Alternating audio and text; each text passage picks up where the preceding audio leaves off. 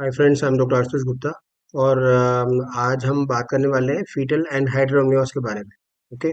तो उसको हम तीन हिस्सों में डिवाइड कर लेते हैं, part one, part two and part three. तो ऐसे तीन में इसलिए डिवाइड कर रहे हैं बिकॉज जो फीटल एनहाइड्रोमनियोस है या ओलिगोहाइड्रोमनियोस है, उसकी ईटियोलॉजी या उसके जो कारण होते हैं वो फर्स्ट ट्राइमेस्टर, सेकेंड ट्राइमेस्टर और थर्ड ट्राइमेस्टर में डिफरेंट हो सकते हैं। ठीक है। So meaning thereby that it is a combination and culmination of lot of things across, and उसका जो फाइनल प्रोडक्ट होता है वो एमनियोटिक फ्लूइड इंडेक्स होता है।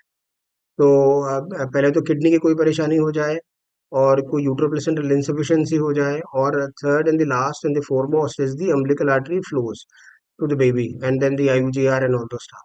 So probably all these things would be dealt up in these three subsequent sort of in stages and videos. तो आज हम पार्ट वन के बारे में बात कर लेते हैं। ओके। सो इसको अगर आप ध्यान से देखिए तो ये 12 वीक्स का स्कैन है, and then we do have this cystic lesion. So this is the urinary bladder keyhole sign.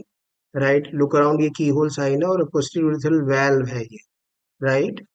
12 के आसपास the kidneys they start to work, meaning thereby that the renal parenchyma, they are able to filter out the fetal blood and make some urine.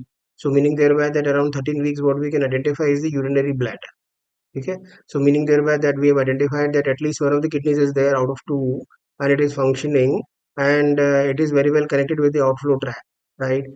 Now the thing is this, once we have seen the urinary bladder, meaning thereby हमारे पास एक kidney तो है। Now the baby has to pee into the pool. उसके जो बाहर आसपास जो पूल है उसी को, उसमें वो पी करता है और उसी पानी को स्वेलो करता है। तो यही साइकिल चलती रहती है। राइट।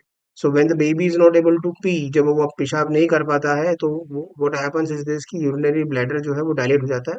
उसको मेगासिस्टिस बोलते हैं, और उसके बहुत सारे कारण उसके उसके we do have those criteria by which we can classify them as a megacystis. Right. But उसकी जो इटियोलॉजी है वो पोस्टीरियर वेल्व और यूरिथ्रल एट्रीजिया दो तरह से हो सकती है। Right. So in first trimester, जैसे मैंने आपको बताया कि 13 वीक्स में we can identify the urinary bladder. तो अगर वो बेबी 13 वीक्स 14 वीक्स में अगर वो पोस्टीरियर वेल्व होने की वजह से वो पी नहीं कर पाता, and the baby is not able to empty out the urinary bladder, so what would happen that the urinary bladder would get dilated and we would have a megacystis. Right. So the etiology could be posterior valve and an urethral atresia. Right.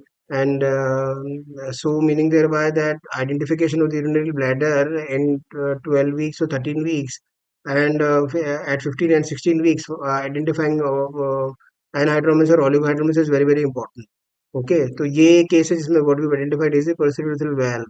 So this is one of the reasons, लूटो जिसको lower urinary tract obstruction बोलते हैं। तो ये एक commonest reason हो सकता है 12-13 हफ्ते में फर्स्ट ट्राइमेस्टर में, जिसकी वजह से बेबी के आसपास जो पानी है वो कम हो सकता है। And I will make another video for the anhydramnios in second trimester. Okay. Thank you very much for your patience.